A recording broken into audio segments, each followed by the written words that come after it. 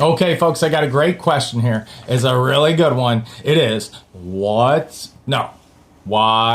do I have to shave when I wear a respirator? Oh, boom. It's a great question, folks, and it's one we get all the time. Look, we just did respirator fit testing training, and a lot of folks failed. They failed, and I felt really bad because they were working with these respirators. I don't want to say any names here, but let me just put this to you, okay? They were already working in ICUs, tuberculosis centers, COVID centers, where their respirators didn't fit.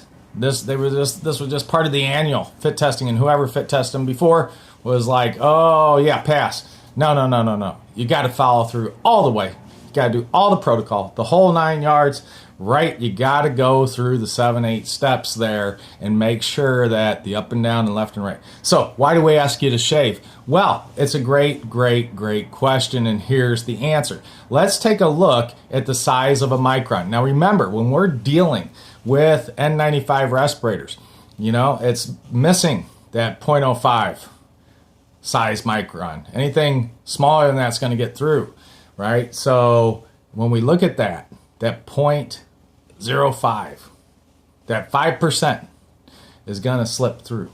Why is it? It's because it's so small. So a lot of times when COVID started, it was really bad because you heard all these people, I'm protected, and then they got a gap off the side of their respirator this thick. And are things slipping through there? Yeah, absolutely. If you can see it in the air, then yeah, your dust mask and your N95 is probably going to pick it up. If it's small, like a virus, like a bacteria, like a micron, then no, you're not going to see it, and it's going to slip through. So what does the hair do? Well, if we take a look at the human hair here, we see how large it is in comparison to some dust mite feces, some ragweed, some pollen, right? We don't see necessarily pollen in the air. We hear it all the time. Sometimes we see it when it's clustered together and it's flying around. But a lot of times, we breathe it in. And we get allergies. And we don't necessarily even see it. Now, look at the size of that. It's 30 to 50 times larger than the size of a micron. And it's smaller than your human hair. The point being is that when you look at this, you need to understand that if you are creating with your hair, now you're not just talking about one hair. If you look at me, I got hairs all over here. And the idea is that that's creating, especially when it's stubbly, it's pushing up against that. It's like the bed of nails that you see those magicians lay on. The microns can fly right through that bed of nails, right through the bed of stubble, pushing the respirator away from the skin and allowing microns to fly through. And that means that once they get in here, I just snorted some microns. And that's a bad thing, right, folks? So be careful.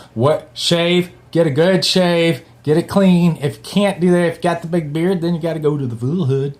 And then you better have a clean neck so that it can, provide some seal around here. We're trying to create a seal around our breathing. And when we do that, then we can say we're safe, right? We need to do the fit testing. But the bottom line is you have to shave so that you create a seal. Otherwise, you're creating a bed of nails by which everything's resting on, and the microns swim on through, and then you got problems. So that's it. Check us out. If you found us here on YouTube, great. If you're looking at us on our Wilmes blog, we got a whole channel that we're putting together. Look, I used to have all these on Dollar Training Club, a full series of training videos, but I'm making it available to you out here on the YouTube channel so you can get a taste of what it is that we do. And, we make more and more professional videos for sure. But take a peek. Please subscribe, jump on over there, do all that stuff. And if you're on YouTube and you want to check us out, we're on the web over here at wilmes.co. So we will see you soon, okay? I appreciate it. Thank you, thank you, thank you, thank you, and I hope this helps. Keep sending the questions. They're great.